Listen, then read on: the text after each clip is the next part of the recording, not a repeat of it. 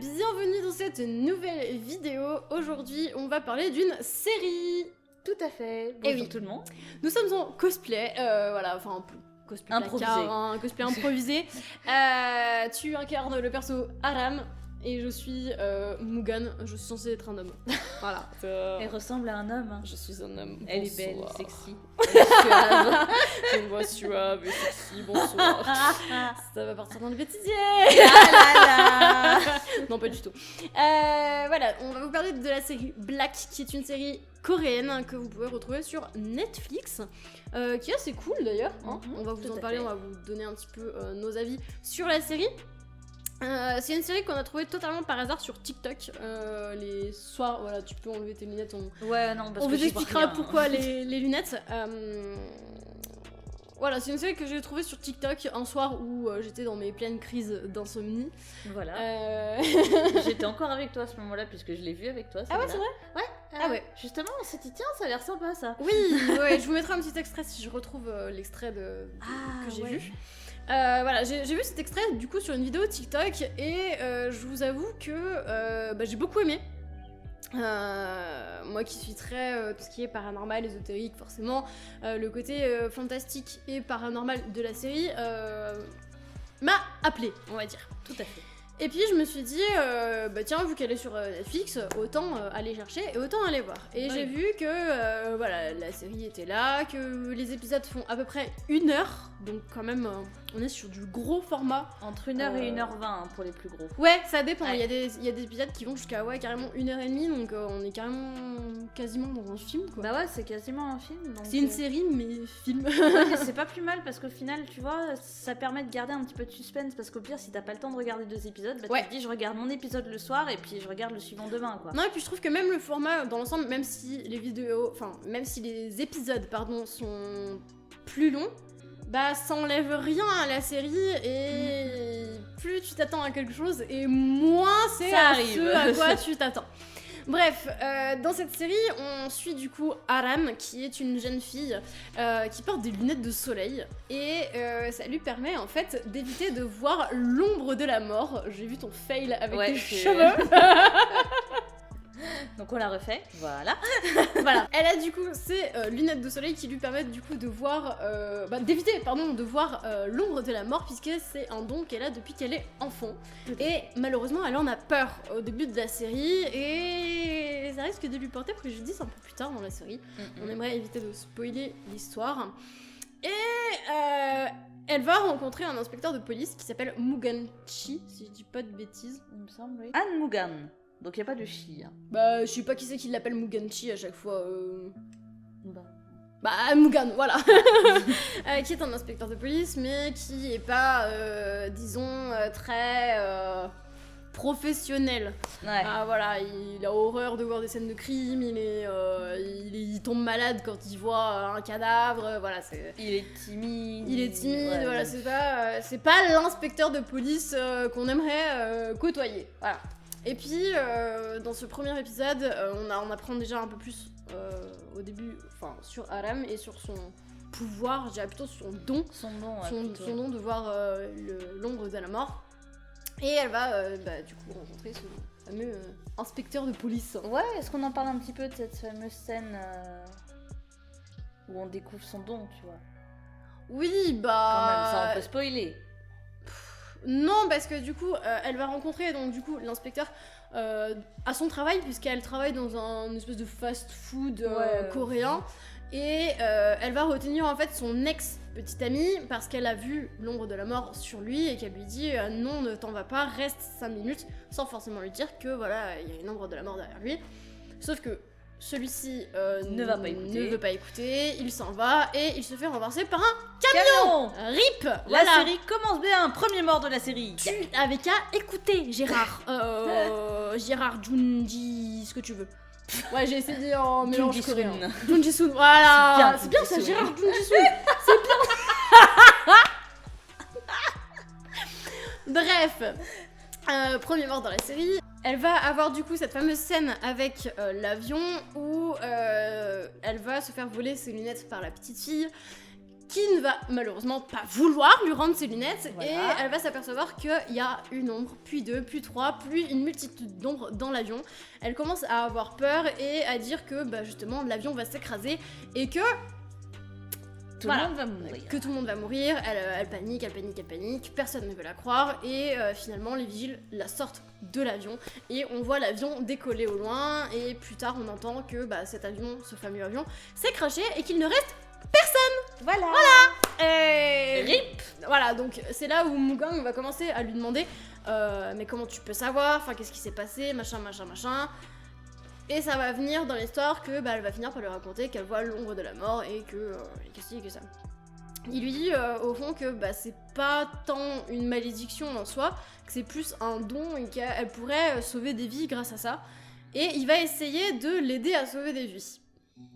Chose qu'il n'aurait jamais dû faire, Voilà. puisque le sort va s'acharner contre eux, et surtout contre Mugang qui malheureusement va mourir. Voilà. Je sais, je vais un peu spoiler, mais J'ai envie de vous dire, c'est le premier épisode. voilà, quoi, j'ai envie de donc, dire, c'est un peu le premier épisode. On est un peu obligé de savoir que Mugang va mourir, puisque enfin, c'est pas qu'il meurt pas tant que ça, mais si, son enveloppe corporelle et son âme meurent, mais enfin, non, c'est plutôt son enveloppe. Son âme. Son âme, voilà, son âme son part, âme, voilà. Mais par contre, son corps va revenir à la vie dans le sens où une faucheuse, puisque dans l'histoire, on n'a pas une seule faucheuse, mais des milliers de faucheuses. Une faucheuse qui s'appelle Black, ou plutôt qui s'appelle Sa. Bah oui, c'est le numéro 444 en coréen. Qui va prendre le contrôle de son corps pour comprendre comment lui est mort. Puisque dans cette série, les personnes qui meurent soit en se suicidant, soit... de mort naturelle. Non, c'est pas mort naturelle, justement. Qui se sont fait tuer, quoi. Voilà, qui se sont fait tuer, les meurtres, les trucs comme ça, ne savent pas comment ils sont morts. Donc ils sont obligés de savoir pour retrouver déjà leur corps, et aussi pour retrouver la mémoire et de savoir comment ils sont morts. Donc voilà. Il prend du coup la possession du corps de Mugon et va essayer de retrouver par la suite des choses. Tout en faisant genre que c'est toujours Mugan. Voilà, tout en faisant genre, bien sûr, il continue d'être dans la peau de Mugan, donc c'est un peu compliqué pour lui. Il s'aperçoit aussi dans l'histoire que, comme Aram voit les ombres de la mort, voilà, il essaye d'éviter de se faire prendre. Voilà, très clairement. Voilà, on va pas trop parler après plus en tête de l'histoire. Moi, ce que j'ai beaucoup aimé dans cette série, c'est que on a le côté donc, paranormal, mais qui est pas tant présent que ça, dans le sens où on tourne pas seulement autour de cet univers-là. Puisque derrière, on est plus quand même sur une série policière à suspense, dans le sens où il y a d'autres histoires qui se trament en arrière-plan, et au final, on voit que tout et tout le monde sont liés. C'est ça. Et c'est ça que j'ai aimé dans la série, parce que malgré que les épisodes soient longs, l'histoire en elle-même n'est pas longue, parce qu'on arrive à déceler les choses, et les histoires s'entremêlent tellement bien, scénaristiquement parlant, que c'est hyper agréable à regarder en fait. On s'y prend en fait. J'ai envie de vous dire, c'est un petit peu... Là, en vous racontant, vous vous dites peut-être, ah ouais, donc en gros, on est parti sur en gros un Ghost Whisperer ou une connerie comme ça. Ouais. En fait, pas du tout. Ça, si vous voulez, c'est le fond. Mais c'est le petit fond. C'est le fond. Quand tu veux faire connaître la série à quelqu'un, tu lui dis, c'est un peu dans le même style de Ghost Whisperer, mais dans la forme, Aram ne fait pas du tout le même travail que fait Melinda Gordon dans Ghost Whisperer. C'est-à-dire qu'elle est pas là pour accompagner les morts jusqu'à le paradis et tout ça. Au contraire, non, elle va essayer de les sauver avant qu'ils meurent, justement. Voilà. Mais ça, encore une fois, c'est vraiment une petite partie de la série, parce qu'au final, il y a un énorme truc bien plus important que ça, et qui va tout relier. Parce que elle, en fait, ce qui lui fait se rapprocher du coup de Mugon, c'est que elle connaissait son frère quand ils étaient petits. C'est Jun, si je dis pas de bêtises, qui était le grand frère de Mugon, qui malheureusement est décédé plus petit. Et aussi que elle cherche qui a tué son père quand elle était petite. Elle sait juste que le meurtrier de son père a un tatouage d'araignée sur la main droite, si je dis pas de bêtises, et elle veut juste retrouver cette personne pour le faire payer de la mort de son père. Voilà. Mais voilà. Il y a d'autres choses qui sont autour de cette histoire, et c'est vrai que voilà. C'est hyper intéressant en fait. Ouais, en fait le truc c'est que au final t'as l'impression d'avoir compris des choses pendant l'épisode, mais en fait t'as rien compris du tout. Il y a qu'à la fin où tu vas te dire ah d'accord c'était ça. Bah en fait il te mindfuck tellement que tu dis mais attends c'est ça, mais non mais c'est pas c'est franchement moi je crois que j'ai réagi à ça à quasiment tous les épisodes parce qu'ils savent bien en fait gérer leur scénario, et je trouve qu'il est cool, et tu t'attaches en fait à tous les personnages. Tu t'attaches autant aux deux personnages principaux qui sont Aram et Mugan, mais tu as aussi les autres personnages comme le PDG enfin le semi-PDG de Réol Assurance, voilà, de la grosse entreprise de l'histoire. Vous verrez ça dans l'histoire si vous regardez la série. Tu t'attaches aussi aux deux faucheuses qui sont entre guillemets les deux amis, j'ai envie de vous dire, l'ange et le démon de ça, donc c'est vrai que c'est... Non franchement, ils sont excellents. Chaque personnage a sa propre personnalité et a son petit truc qui va bien, je trouve, dans l'histoire, et ouais c'est cool. C'est une très bonne série. Bah vas-y, je t'en prie. D'accord, c'est moi qui commence comme ça. Ouais, c'est toi qui commence, ouais. J'ai même pas réfléchi au point positif. Ok, d'accord. Au point positif ou au point négatif plutôt? Les deux. Ouais, alors, point positif, vraiment un scénario qui est trop bien fichu. Il est sublime. Il vous tient en haleine, mais jusqu'au bout, quoi. Pour vous dire à tel point que moi, à la fin de la série, j'ai dit mais donnez un Oscar à ces gens. Ouais, complètement. C'est ouais. C'est donc un bon scénario. Moi, point positif, je dirais vraiment ce scénario qui est génial. Autre point positif, les acteurs qui sont excellents. Oui, très excellents. Il faut dire qu'on a des acteurs qui sont quand même à un bon niveau, on est pris dedans, chacun est bien dans son rôle. Mention spéciale au chien enragé que j'adore. C'est un personnage que j'ai adoré. C'est un des inspecteurs de police qui est dans l'équipe de Mugan que j'ai adoré. Complètement. Au début, en fait, il est très effacé et par la suite, il prend de l'ampleur dans l'histoire. Ouais. Complètement. Ils ont tous une place à part entière en fait, j'ai envie de te dire, ces personnages. T'en as pas un seul qui va être dit ça c'est un personnage secondaire, on s'en fiche. Non, en fait à chaque fois l'histoire va vous rappeler que celui-là, il est important parce qu'il va avoir fait ça ou ça.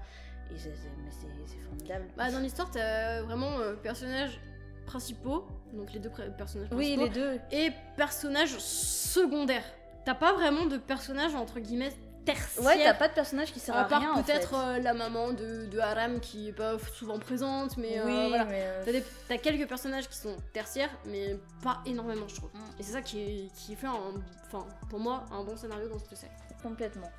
Après, point négatif, malgré tout, je dirais que ça fait un peu long parfois les épisodes. Ouais. Même s'il n'y a pas forcément des longueurs à tous les épisodes, il y a des fois tu te dis bon. Là, ça fait un peu traîner les choses. Il reste quand même de l'action, je trouve. Voilà, il y a de l'action quoi qu'il arrive. Donc c'est vrai que généralement, en fait, au moment où tu commences à te dire bon, ça commence à être long, là, je commence à m'emmerder, il va se passer un truc en fait. Ouais, et tu vas revenir. Ouais. Donc c'est vrai que ils savent bien rebondir sur. Ouais. Donc au final, c'est plutôt bien rythmé. Mais c'est vrai qu'après, 1 heure ou 1 heure et demie, c'est pas facile. Ouais. Autre point négatif, mais je pourrais pas en parler plus que ça, la fin. Un peu déçu par la fin. Moi aussi, un peu déçu par la fin parce que la série, elle vous propose un contenu qui est tellement complet tout au long de la série que j'avoue que sur la fin, en fait, on reste sur notre fin, entre guillemets. Je pense qu'on fera un petit point spoil à la fin de la vidéo. On vous expliquera pourquoi.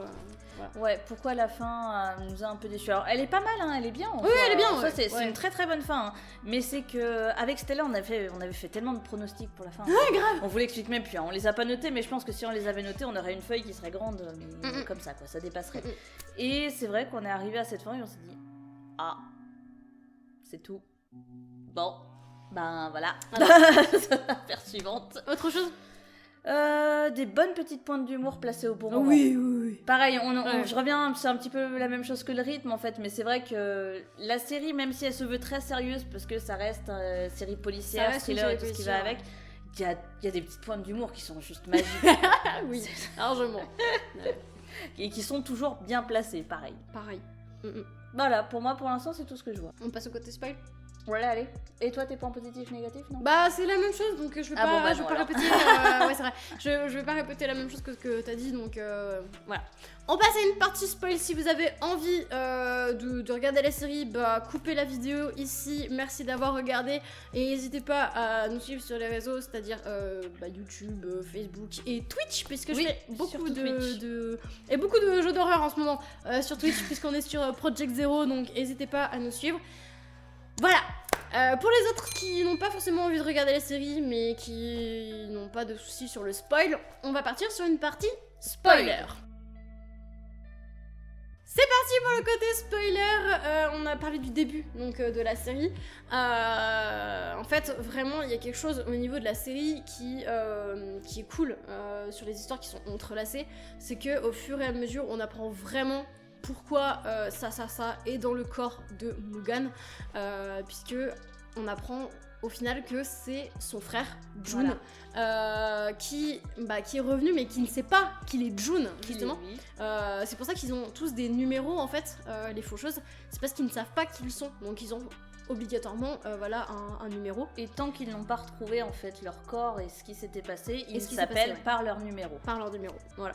On a donc du coup les deux faucheuses qu'on aime bien qui sont là. On en a un qui est un peu plus, qui est mort je crois au niveau de la Corée, plus je dirais féodale dans le sens où voilà c'est plus Moyen-Âge Corée, et un qui justement était un des amis de Jun, mais au début en fait il est adulte parce qu'il ne sait pas lui aussi comment il est mort, et il finit par retrouver son corps et avoir son corps d'adolescent. Voilà. Donc il est rigolo parce qu'il fait souvent des petites blagues un petit peu rappeuses, enfin ouais voilà, il me fait rire.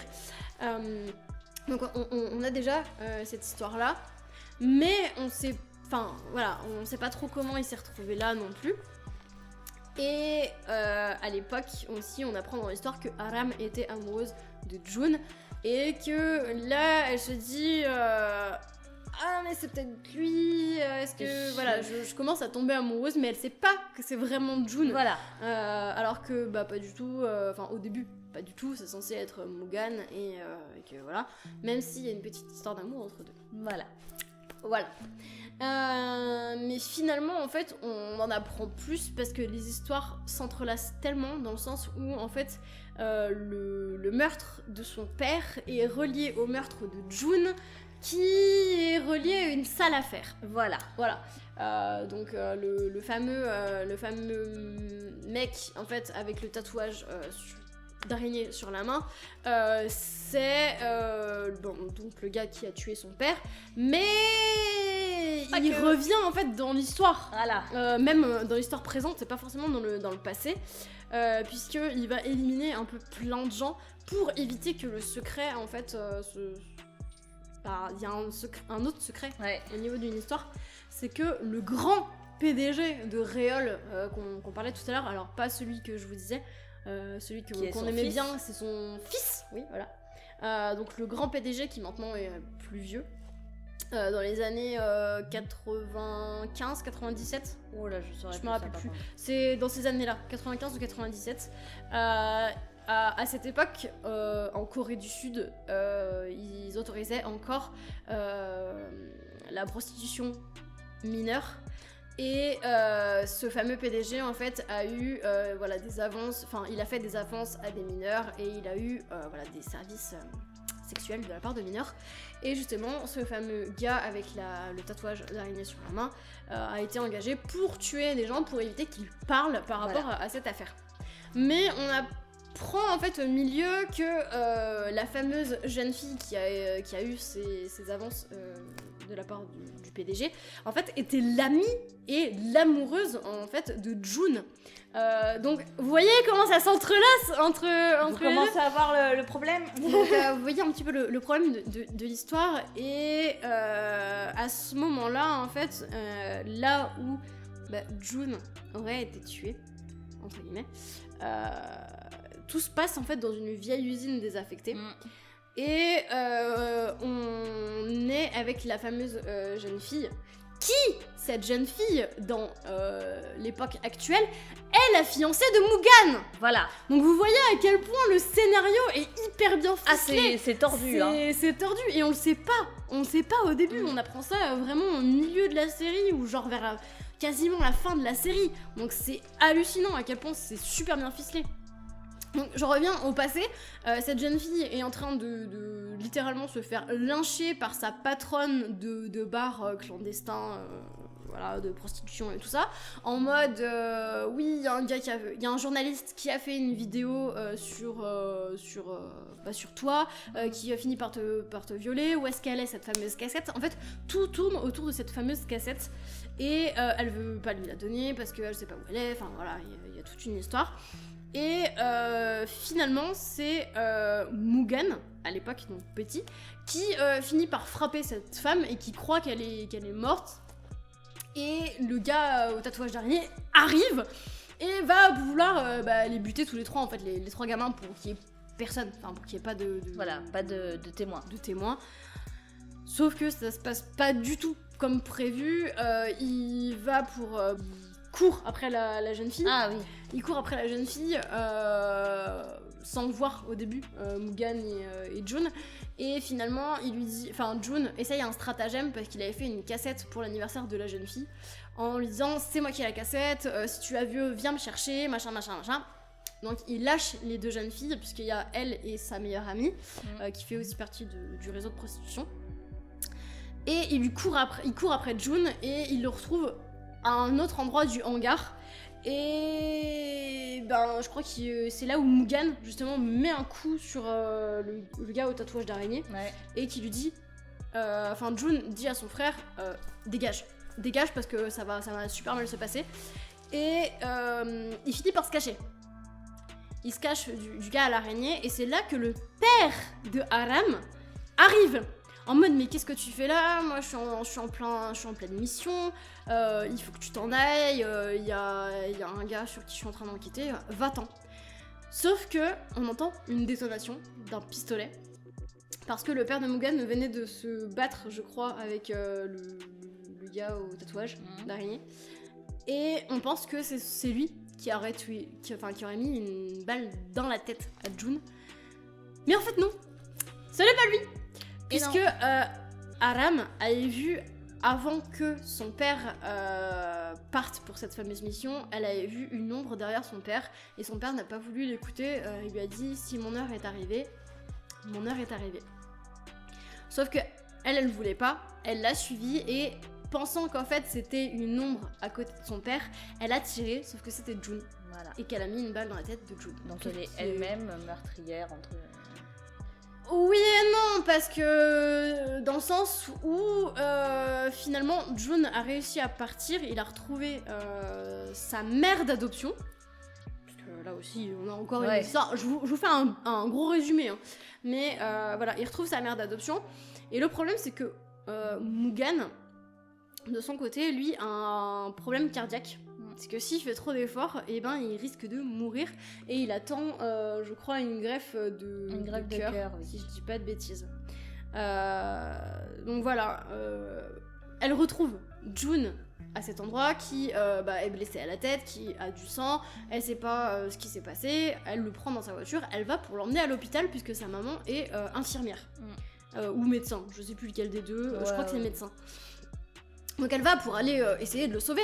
Sauf que dans la voiture, elle reçoit un message disant que quelqu'un a retrouvé Mugen et qu'il n'est pas du tout dans un bon état, qu'il est dans un état critique, et que il faut obligatoirement vite trouver quelqu'un qui a un cœur décent et du même groupe sanguin. Voilà, c'est une histoire de groupe sanguin parce que Mugen a un groupe sanguin qui est absolument pas très répandu. Et voilà. Donc que c'est un gros problème et que il faut agir vite, quoi. Le problème, c'est que June, qui est dans la voiture, a le même groupe sanguin que son frère. Vous voyez la couille arriver? Vous voyez venir la merde. Donc, au lieu de s'embêter, elle se dit que June va forcément mourir à cause de la balle qu'il a reçue dans le crâne. Elle l'emmène dans un vieil hôpital, elle lui ouvre carrément le thorax, récupère son cœur et le donne à Mugen. Yes. Voilà. Best mom ever. Et après on parle de Raven. Voilà. Fallait que je le cale celui-là. Ça y est. Sachant qu'elle a fait ça et qu'il y a son fils adoptif, du coup, qui est là sur la table d'opération, qu'est-ce qu'on va faire du corps?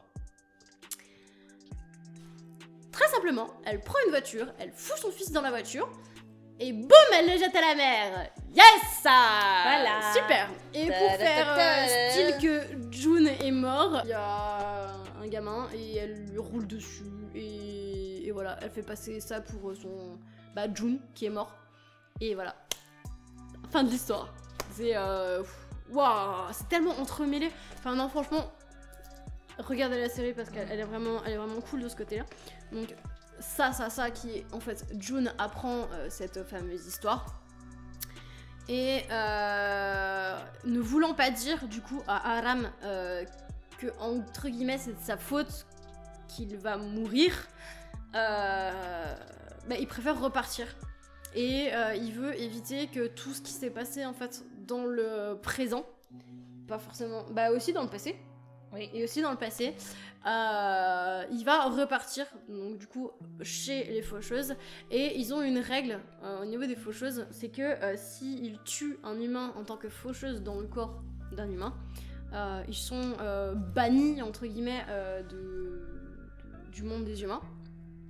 Mais ils ont une autre règle qui est que on peut effacer toute trace de toi, en fait, sur Terre. Et c'est ce que June va prendre. Tout ce qui s'est passé, que ce soit dans le passé ou dans le présent, ne va pas se passer puisque il n'existe plus, il ne fait plus partie du monde.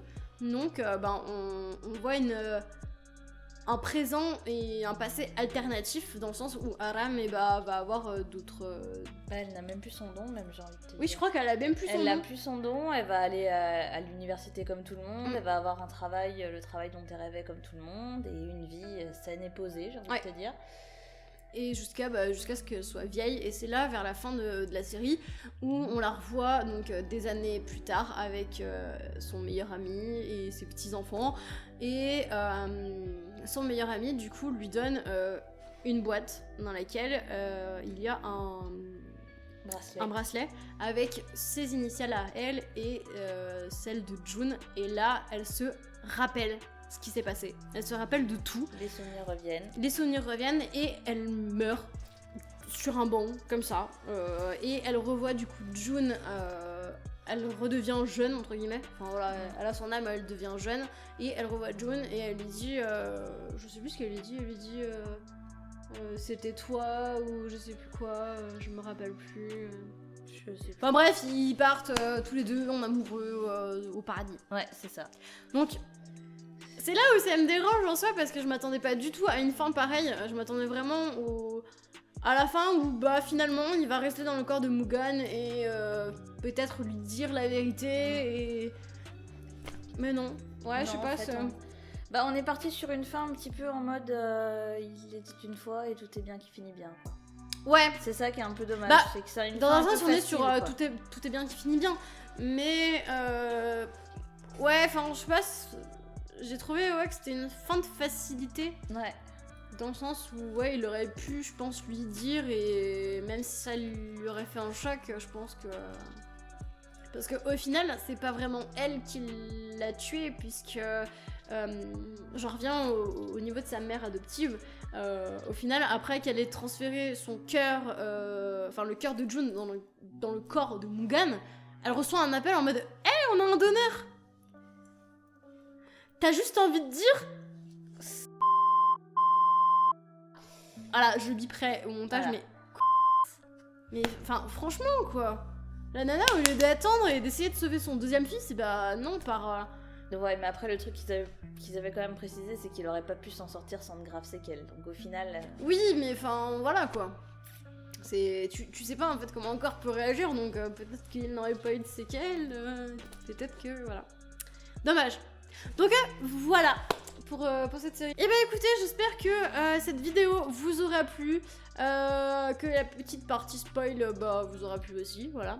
Même si vous l'avez regardé, n'hésitez pas à regarder la série quand même, hein, parce qu'on vous a expliqué en gros, il y a encore plein de choses. Ah oui, il y a d'autres trucs en arrière-plan. Là, je vous ai Voilà. vraiment fait un résumé global de la série, mais il y a d'autres histoires qui sont au milieu avec d'autres personnages. Ah oui, oui. Voilà. Parce que le fameux journaliste, c'est aussi le sénateur qui veut être là, donc enfin qui veut être président, je sais pas quoi. Enfin bref, il y a toute une histoire autour de ça aussi. Donc l'histoire est très complète. Si jamais vous avez aussi regardé la série, n'hésitez pas à nous dire dans les commentaires ce que vous en avez pensé vous aussi. Et puis voilà. Bah tout à fait. Et ben on va vous laisser les amis, j'espère que vous allez passer des bonnes fêtes de Noël parce que cette vidéo devrait sortir normalement avant les fêtes de Noël. J'espère que vous serez gâtés et n'hésitez pas à dire ça. Je pense qu'il y aura un petit vlog de toute façon sur les quelques jours de Noël qu'on va pouvoir faire dans nos familles respectives. Tout à fait. Voilà. On vous fait d'énormes bisous les étoiles. Merci de nous avoir écoutés. N'hésitez pas à nous suivre sur les réseaux sociaux comme d'habitude. Et on vous fait de gros bisous. Ciao ciao.